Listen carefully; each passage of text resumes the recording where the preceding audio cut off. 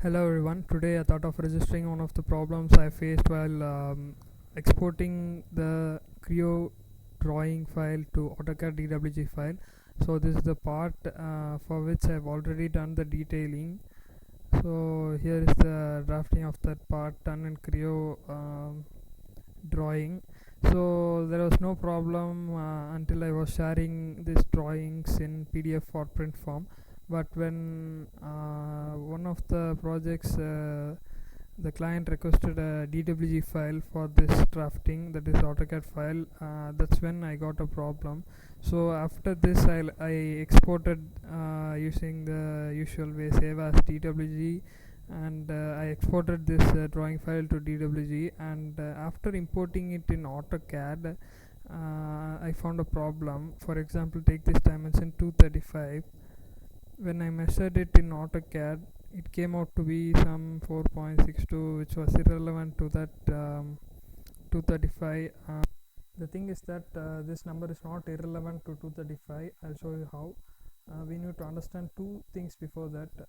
First thing is that I've drawn everything in and second thing is that the scale is 0.5. So I'll show you this thing. This 235, when the drawing scale is 0.5, it will be 117.5. We are still not getting this 4.26. So the next step would be divided by 25.4, that is convert the inches to mm, to inches, so it gives 4.62.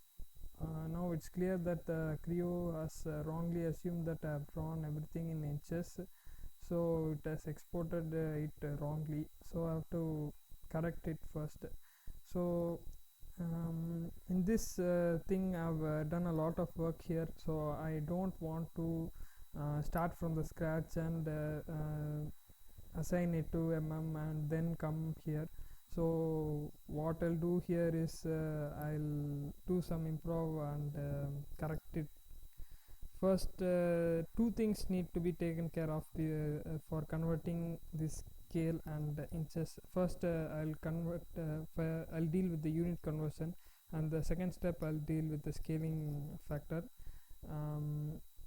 Even in the unit conversion, first we'll need to deal with two steps. First one is go to prepare and drawing properties and change the detail options. This is the first step, detail options.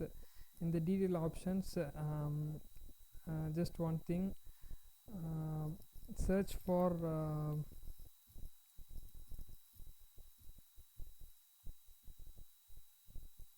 unit, or better yet, drawing units. Yes, drawing units, it's in inch, so change it to and click on add change and apply, close. So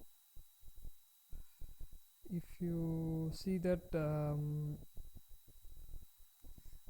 every text height and arrow size, all those dimensions were defined in inches. So when we converted the unit to it becomes a very small size, so we need to redefine that in the same thing, prepare drawing properties and detail options. So in this we need to, the first thing we need to do is the text height. Yes, the text height is very small, 0.156 inches is a agreeable size, but when we converted it to it just assumed the text size to be 0.156 which is very small size. So change the value to say 4 and click on add change. And then the next thing would be the arrows. So there are two types of arrows in this. First is the dimension arrows. I'll show you. First thing is dimension arrows here and here. Next is a cross section arrows coming here.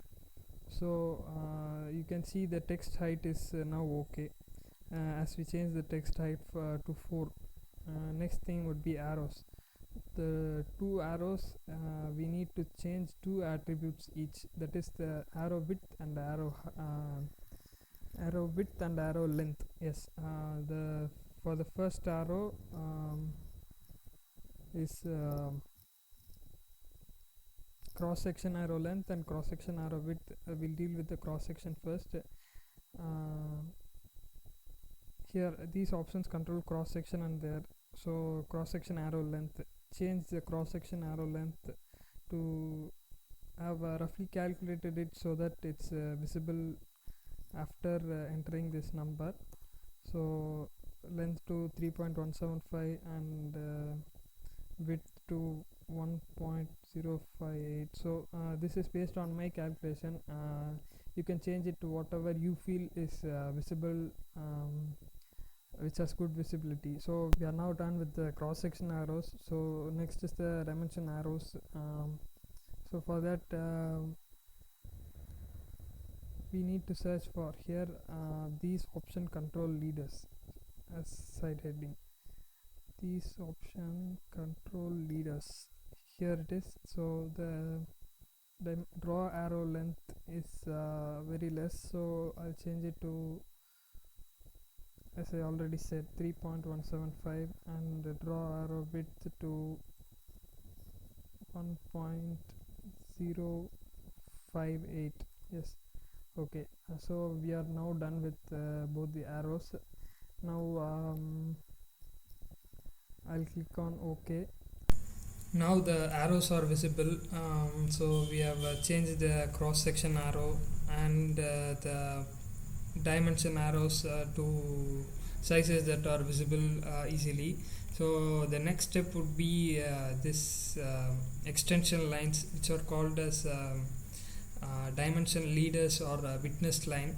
So we need to change the size of the dimension leader and witness line in the same area. Prepare drawing properties and change the detail options. Search for subheading these options control dimensions. Here it is, this option control dimensions. In this field search for dimension leader length. Dimension leader length, dim leader length, change the value from 0.5 to 5. Click on add change, and the next thing would be witness line delta. Change this 0.125 to 1. Click on add change and OK. And if you see here, we can see the change. We can observe the change. So click on close, and if I zoom in and zoom out, it's like refreshing and updating. So you can see here too. Now we have the length of the dimension leader or witness line is extended, and every dimension aspect is back to normal, back to the way before we changed the units from inch to mm. Next thing is the other area where you need to change the units is configuration editor. So change it unit inch to unit mm, mass to kilogram, and one more thing you need to change is here. So now the unit conversion is done. For the scale thing, again go to options, configuration editor, and show all options, and find, search for DXF out something. So here it is, DXF out scale views. So change the value from no to yes. It scales the detailing to 1:1 when exporting to DXF or DWG. So click on add change and close and OK. Now we have dealt with both the units and scaling. Now I'm going to export this drawing to DWG. So I'll give some other name. Okay, and when I open it in AutoCAD, I'm going to check whether what we have done worked. So let's take the same example of 235 horizontal dimensions. I'm going to pick this point and this point. Check, yes, it's the same 235 as mentioned in the drawing. So Now we have successfully overcome the difficulties faced in exporting from Creo Drawing to AutoCAD. Now the steps mentioned before serves good for purposes where the drawing has already been done, the drafting already done, and it's tedious to perform again. But for future drawings, the drawings that you are going to draw in the future, we can change it in one go. For that, refer to my next video to change the settings in such a way that all the drawings you draw further in the future are in and the scale is converted automatically to 1:1 when exported to DWG or DXF. Thanks for watching.